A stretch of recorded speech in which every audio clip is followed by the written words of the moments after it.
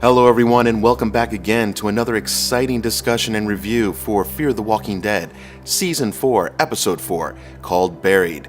Clearly we all know what this is about, and so this is going to be full of spoilers. Here's your chance to leave if you haven't seen the episode yet, and here we go. So, we start off in a future state where Luciana, Alicia, and Strand are currently with Althea, Morgan, and John in the SWAT vehicle. A rough go for our Fear the Walking Dead peeps for sure, as Nick is now gone. We see some Althea taped footage of Luciana stabbing a lifeless Nick in the head as she puts him to his final rest. Strand and Luciana decide to tell Althea the story of what happened to the Diamond Colony and what led them to the events that have transpired. We flash back in time with our Fear the Walking Dead survivors at the Diamond Stadium. This is obviously a point in time where Nick is still alive and no major attacks have occurred yet by the Vulture clan. So our peeps are down to mixing actual cattle feed with their pancakes as they're running seriously low on food and having to cut back on rations. And let me tell you, this does not look like a tasty treat at all. Not that I've ever had the pleasure of eating cattle feed with my pancakes or anything else for that matter, but I digress. So, the plan for this episode, it seems, includes Madison laying out some places on a map of where they might find supplies, weapons, food, and so forth that the Vultures still haven't found yet. So, we have three crews that head out into the open. Alicia and Naomi. Remember, Naomi was the one that they found at that one where they found the flag, at that flag site where the oil and things were. And then you have Victor, Strand, and Cole. And Cole is one of the other protectors over the diamond. And then you also have Nick and Luciana. So, Strand and Cole head off to they find a greenhouse to see if they can find some plants to eat or even regrow. They are only able to find a few cactus walkers, which were pretty cool, by the way, with needles and everything sticking out of their body. And in fact, I think some of them even get stuck into Cole himself. But they are able to find also a handful of succulents, which I had to look up because I was like, can you actually eat succulents? And it seems that for vegetarians and whatnot, it is a type of plant food. So I don't know how long you could live off of it, but I guess it is something that you could last for a little while.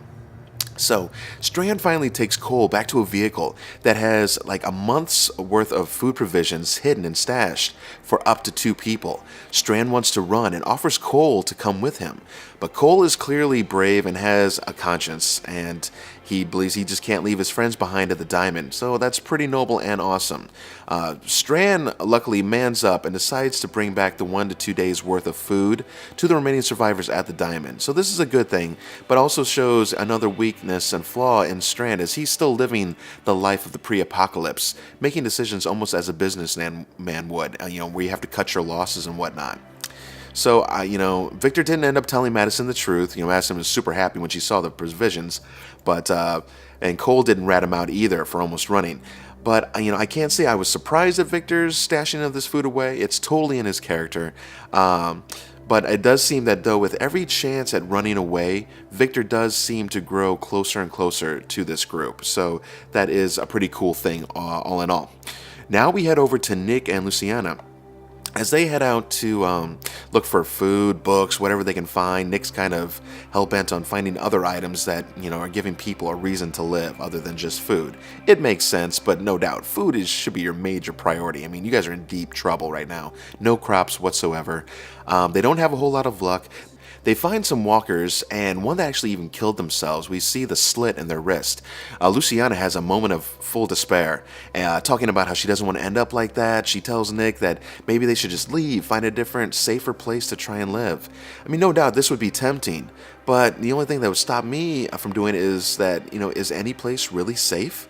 I mean, everywhere is dangerous. There's always going to be some person wanting what you have, and there's always going to be more walkers and zombies at your door. They find this Southwest map book, and they opened it up to a page somewhere in the north, which I didn't quite see because I was taking some notes and whatnot, but I couldn't see where they were actually pointing to. But they believe that they can go there to find maybe seeds, fertilizers, and whatever else and whatnot to help them rebuild the stadium crops and, kind of rebuild their colony. Very ambitious for sure. So, we skip off of them for a little while, and we find out back to the future state that John Dory used to be a police officer. This makes sense as to why his shooting skills are so legit. John is still trying to find his wife, Laura, and he tells Morgan that he wants him to be there when it happens. I mean, it seems like John's really taken a liking to Morgan. However, Morgan just wants to bury Nick and then pretty much head off on his own. Not surprising once again, but as we all can probably figure, Morgan's going to be around for a while. So, as we skip back here, I know I got digressed there just for a second, but I wanted to make sure I called out his profession. It's kind of important, and also understanding a little bit more about John. So, getting back to our cruise of people that headed out to look for supplies, we have Alicia and Naomi, who are also scouting. They find an abandoned amusement park, it's like amusement slash water park, probably more of a water park.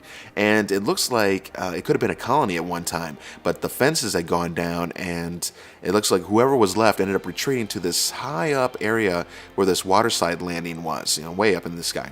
And so, of course, our survivors have to try and get up there because there could be supplies, and so they decide to take the hard route, and they find a pool that leads, to the slide that goes all the way to the top, and of course, there's an assload of walkers just roaming the pool, all nastiness and grime and whatnot. And they slowly make their way up the mold-ridden slide. It's slippery as hell, and you can just see this has got failure written all over it. But they get to the top, and they find an awesome, Browning-style mounted machine gun. Still has bullets in it, too, so it kind of makes you wonder, where did that survivor go? And then only to suddenly be surprised by a walker that sends them both down to an area that they're just trapped with walkers. So basically, first Naomi gets kind of sideswiped, and she slides down there with the zombie. And I mean, it was just an intense scene. I was just like, oh my god, this is as bad as you thought it could go. And then meanwhile, Alicia is kind of holding on to this the Browning kind of flash suppressor, and she can't hold on because the other zombie's still trying to get at her. And then she finally lets loose and falls down as well. Luckily, most of the walkers that were down there were trapped in this little donut hole, I don't know, pool area, and only the one zombie was truly a threat. So they managed to kill that zombie, and all is well for the moment, right? They end up getting back up top, and Naomi and Alicia find a large container full of medical supplies. Naomi hands Alicia some binoculars, telling her that she should keep an eye out. There could be other areas around. It's a nice high point. So Alicia starts looking away, and I got to tell you, immediately I was like, oh shit. Why does this feel just wrong? And it's just the setup, they were showing Alicia only in the frame, and what do you know, Naomi is gone. And I was like, holy crap. I was immediately wondering, is she one of the Vulture crew too? I mean, is she playing them as well? Is she just like Charlie? Luckily, that was not the case. Naomi did try to leave Alicia though, but the car that she got into was out of gas, and Alicia easily catches up with her. So, amazingly enough, Alicia doesn't even seem fazed by this at all, which is not totally surprising. But moreover, she is understanding and even tells Naomi that she'll help her find gas to help her leave, if that's truly what she wants. Personally, I would have been pretty pissed. I mean, if you're going to help scavenge with me, then you better damn well be working with me, not against me. It was cool to see that when Alicia lost her grip, again, she had that flash suppressor we had talked about, so she ends up turning that into her new weapon of choice, which we see in a lot of the future tense scenes, especially when they had the SWAT vehicle down when it hit the boulder. She was using that to crack the zombies back and forth and stab them in the head, so that was kind of a neat flashback to see where she got her weapon. We also find out that Naomi was a nurse in the pre-apocalypse. She tells Alicia that Alicia needs to convince her mom that the stadium's not going to work and not going to last, and they need to leave. Probably good advice, as we've learned so many times before. But after a small convincing, Naomi does decide to come back to the stadium, and Alicia does not tell Madison about what happened. So, here's another chance for one of our friends to kind of give way of what went down, but they've kept it quiet, so that's interesting. So Madison has an interesting conversation with Mel, the leader of the Vulture clan that's been tailgating pretty much outside their stadium for the last, I don't know, week or so maybe. Maybe a little bit longer. And this jerk is out there cooking hot dogs. I mean, what a dick. But clearly the groups are still out, scavenging and whatever. But Mel tells Madison a story about when him and his brother Enos, they were with their entire family and I guess a small group at one point in time. And it seems some large fire, we're not sure exactly how I think this fire came to be, but made its way to their location and ended up killing his entire family. And Mel and his brother Enos were the only ones able to get away. And remember, Enos is the vulture that Nick killed in the silo when he pushed him down into those deer antlers. So I guess this is kind of, that was a pivotal turning point, probably for Mel and Enos both, and the philosophy that they now live by. Or at least Mel is at the current point. It's pretty much trying to show, I guess, that, hope is dangerous, and, doing the right and or noble thing is only going to get those you love killed. And this is a harsh truth that we've seen many times in the Walking Dead universe. So, after trying to put all these storylines together, Luciana says that she wishes they could have turned to another page in that Southwest map book, that they could have stopped it all, and that it was the reason why Nick was dead. I find this super intriguing. I mean, it only makes me want to know so much more. What did they find when they got to that area? Anyways, obviously we're going to find out more. We still have several episodes left in this first part of the season, but we just need to now know what fully went down. So we find out that Alicia, Strand, and Luciana, back in the future state, were pretty much using Althea to use her vehicle and to get them to a stash of weapons and ammunition that they had buried. I mean, these three are prepared to unleash hell on the Vulture clan. But Althea is none too happy that she was used. But after a little bit of talking and whatever, she's kind of seeing through it all and how the story, this could be a hell of a story that plays out. So they they bury Nick in a field nearby, and they prepare to leave. Unfortunately, John Dory, he sees a backpack that he notices, and it matches that of his wife, Laura.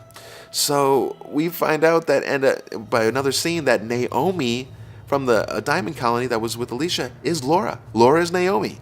So did not fully see this one coming. I mean, maybe it could have been brought in parallels, but no, didn't see it. So she had the matching silver pistol. She starts unwrapping it, and I'm like, oh my God, is it it? And yep, it was.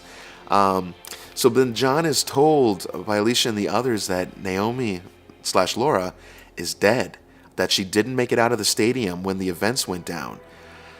So, John is completely torn by this.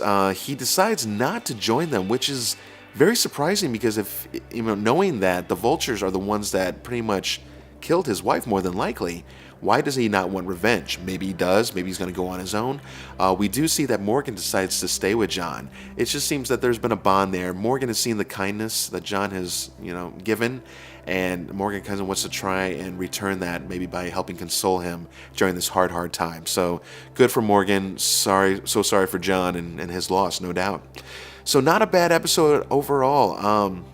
As these puzzle pieces start to align, as we see the Diamond Stadium's hopeful last stand here in the next few episodes. It looks like next week's episode is actually going to give us a closer look at John and when he first met Laura, or some sorts. I'm looking forward to learning more about John's story and to fully understand the pain he's going through. I think it is noble that the different groups, Nick, Luciana, Naomi, Alicia, and also Strand and Cole, decided to stay and help their friends at the stadium. And this is a tough one for sure that I just want to quickly talk about, is that I think this ties in greatly to Mel's story about him and his brother Enos, and when they lost their entire family and headed off on their own. Hope is a great and dangerous thing. We can hold out for hope, and sometimes things work out, and then sometimes it falls flat in our faces. I think the real question really is, are you willing to lay your life on the line and save the ones you love and the ideals that you want to live by?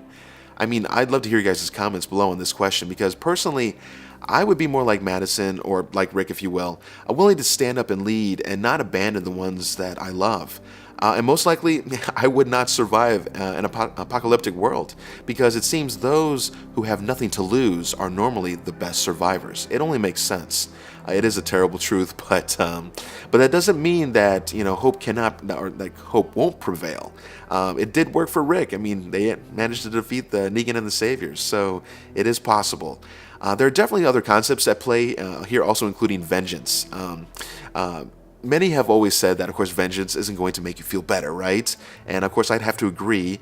If anything, once someone has had their vengeance, I'd say that there is an extremely high chance, probability that they are just never going to put that sword down. That hole that is missing in their heart or whatever, it can never be filled. So that's deep, right?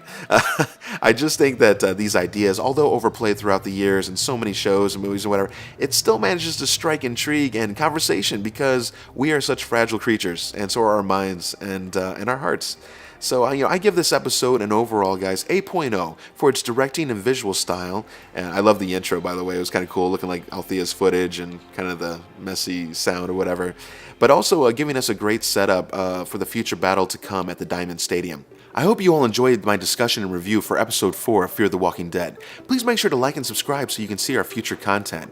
Dustin and I are going to be releasing a full review of the Avengers Infinity War movie in just a few days. So make sure to look out for that, as there are some crazy and amazing things that went down in that movie. I mean, it is scheduled to be the fastest billion-dollar movie ever. And that's pretty damn impressive. I don't care who you are. So anyways, I hope you guys get a chance to come out and check out our content. That's all for now. Make sure to keep your friends close and fight for what you believe in. And I'll catch you guys at the next episode. See ya!